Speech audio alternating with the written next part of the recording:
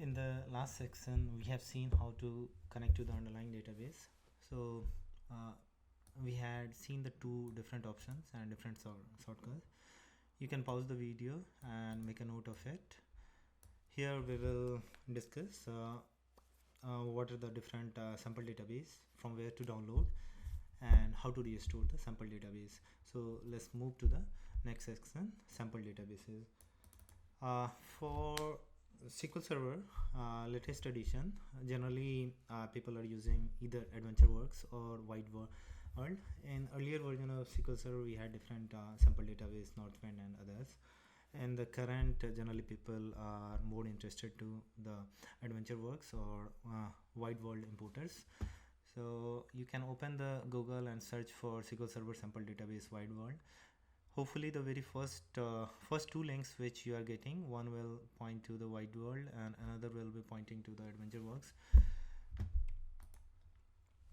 To download the AdventureWorks sample database, you can open the link and you can scroll down a bit, and here itself you can get all the backup file, and all the related SQL Server versions are also associated with the respective backup files.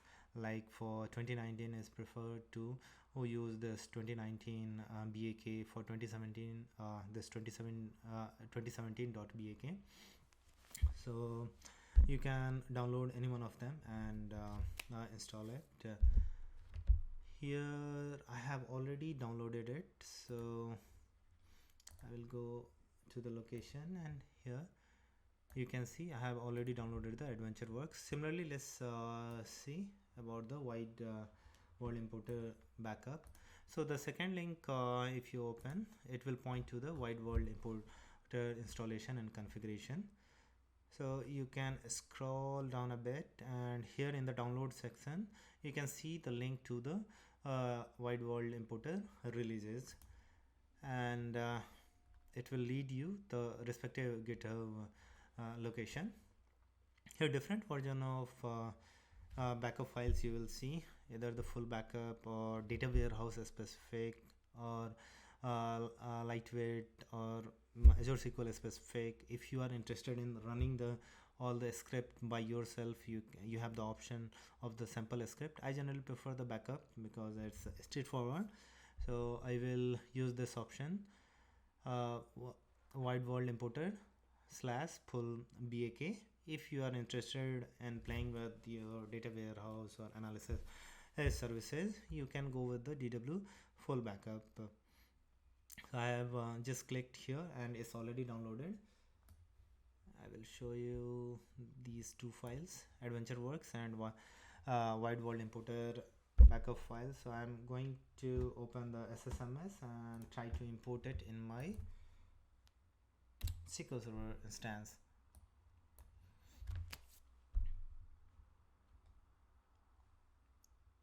Here I can go here in the database node, right click and restore database. Click on the restore database option. Because I have already downloaded it, so I will select the devices option, and I have to give the path of that backup file location. I will click here, add, and go to my drive where I have downloaded it. So in the training section, first let's try to install the AdventureWorks. As soon as you have given the path of your AdventureWorks backup file, just click OK, and you can select it. If you want to change the installed file location where you want to restore the MDF file, LDF file, you have this option. You can change the path from here. I will select the default path location.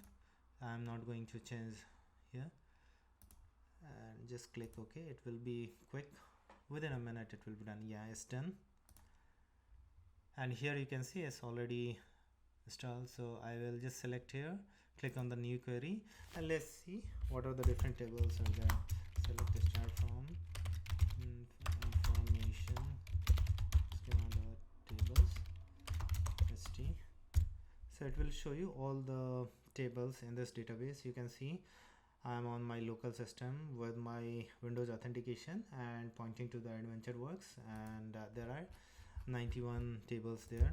Let's try to run a simple select command, select top 10 star from your schema and your table name. Yeah, so I've successfully restored the AdventureWorks backup to play around with. Similarly, let's try to restore another sample database, wide world. So we will follow the same steps. Go to the D drive, training, and wide world importer.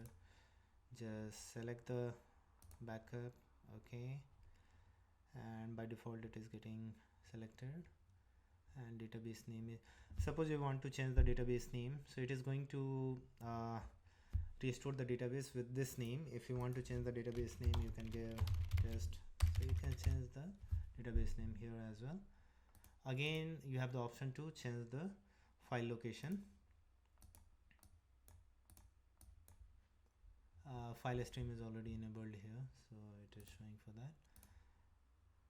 I can click on OK, and it will also take a couple of minutes. It will be quite fast. Let's see. And yes, within a minute it's also got restored.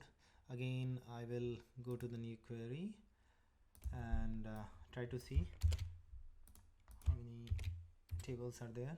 Here again I can see there are 51 tables. Again I will do a dry query run from your warehouse, and yes, so both the sample databases are restored and we are good to move to the next section.